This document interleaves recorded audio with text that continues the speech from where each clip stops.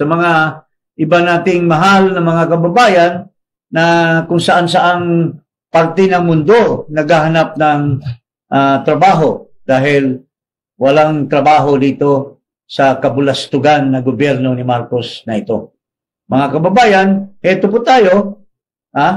Ang issue kasi ngayon ay ang daming nagsasabi na